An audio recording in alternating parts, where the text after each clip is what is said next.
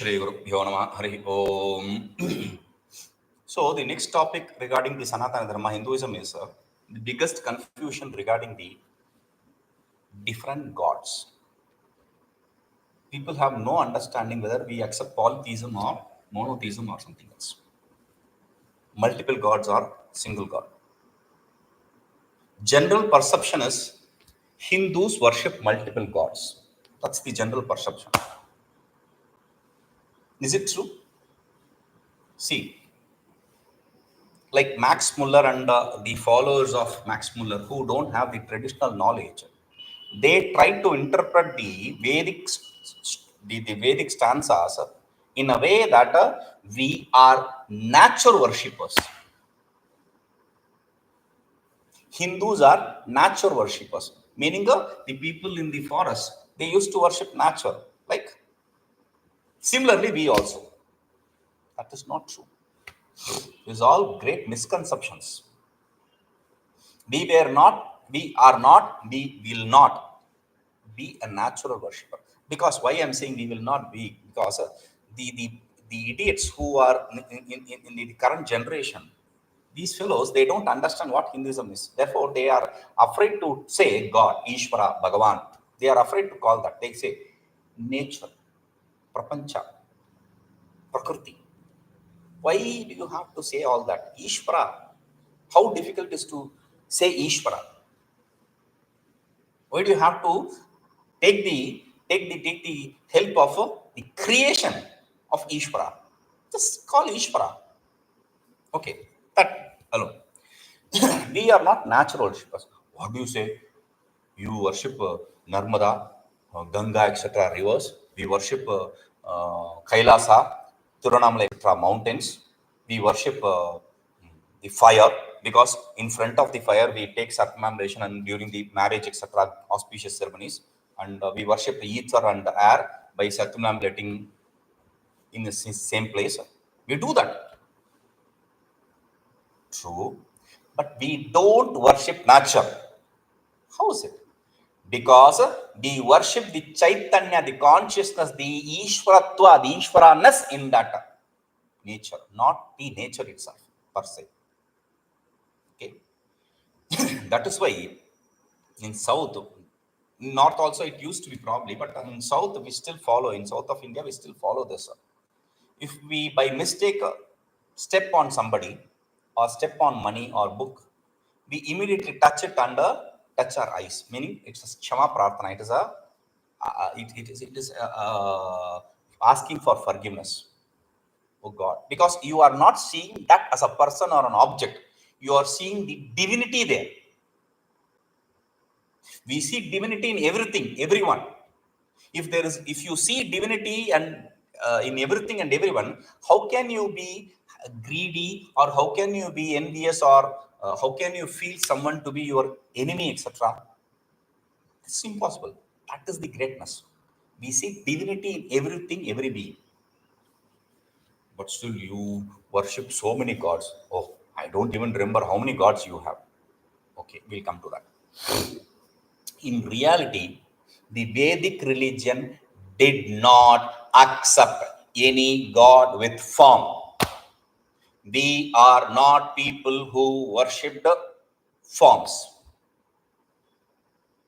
But yes, there are description about the forms of Rudra, Gayatri, etc. in Vedas, but the Vedic priests were never worshippers of form. They were only following the karmas prescribed in the Vedas. Later date, like the saints like Apadeva, etc., they brought in the idea of form worship because the earlier period, people were so focused and so righteous, etc., so truthful. They used to follow truth so much. Now, the things have changed. Therefore, they don't have that focus. To bring focus to them, they brought this deity worship. Otherwise, deity worship is not part of temples, etc. is not part of Vedic culture. Okay. Now, in that, though we use Vedic mantras to worship the deities, that is not Vedic culture. Okay. Now, so many deities. You didn't answer that. Coming to that. As I said, see, there is Vishnu in Smrtis, Vishnu Smrti, Shiva Smrti, Devi Smrti, etc. In Shiva Smrti, in Shiva Purana, you will see Shiva to be the great extolled deity, and Vishnu, Devi, etc. They will be worshipping Shiva. In Vishnu Purana, Shiva, Devi will be worshipping Vishnu, and in Devi Purana, Shiva and Vishnu will be worshipping Devi. The idea is there is no one centralized God. Any God you take according to your conditioning, according to your liking, because we call it Ishta Devata, a personal God. We have a family God and we have a personal God. Kula Devata and Ishta Devata. Family God, Kula Devata. Personal God, Ishta Devata. Okay. Now we have that. So according to my conditioning, according to my desire, according to my love, I can worship one form of Ishvara. It is not just, there are multiple forms of Krishna, there are multiple forms of Shiva, there are multiple forms of Vishnu. Even among them, the Krishna, I'm not even talking about multiple forms of Vishnu. When I say, I'm not even talking about avatars. Vishnu. When you take Avatara, Krishna, there are multiple forms of Krishna. If Krishna stands in left leg, that is one different Krishna. If Krishna stands on right leg, that is one different Krishna. If Krishna stands on a snake, then he is a Kalinga Nartana Krishna. And if Krishna is lying down as a kid on a banyan leaf, then that's another Krishna. A leaf, okay, not banyan leaf, and banyan leaf also. Okay, so if Krishna is kid, then that's another Krishna, not the one who is lying down on the leaf. This toddler Krishna with cow Krishna, different forms. Krishna himself. It's all according to our mental makeup. Whichever Krishna we want to worship, we can worship. The Guru will understand our mental makeup and initiate us in our proper mantra. Okay, the mantra which fits us. That is the tradition. Now, the deities are not all human forms.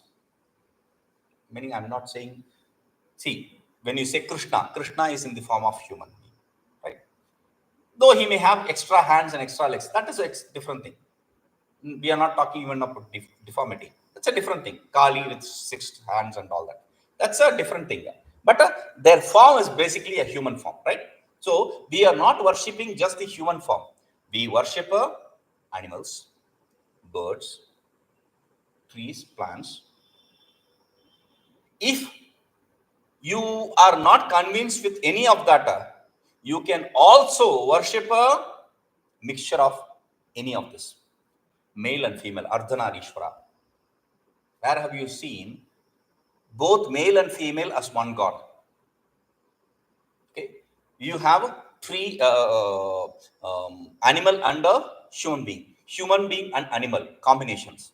Any permutation and combination is possible here. This is according to if it is available in tradition, and then it is available in tradition. So you can be initiated in that mantra and you can worship him. Any form. But it is not to limit yourself to the forms. The whole idea of the Vedas is not to limit you to the forms. From the Saguna to the Nirguna, from the Sakara to the Nirakara, from the attributed to the non-attributed, from the form to the formless. That is the tradition. So first you are given this idea of form, etc. Once you are completely associated, involved in it, and you are focused, then you will be slowly taken to the formless. What is that? The self, the very self, our self, Atma, Brahman. That is why the Shruti says Aham Brahmasmi, Tattvamasi, etc. statements. It establishes this idea. Okay, so it is not polytheism, it is not monotheism, it is beyond that. The understanding of polytheism and monotheism, etc., is alien to us. We don't even think like that. But it is beyond that. Vedanta teaches you the formless self. your identity with the entire creation. There is nothing other than the self. That is what the Vedanta teaches you. So this is the idea. Okay, we'll continue with this. Hari Om.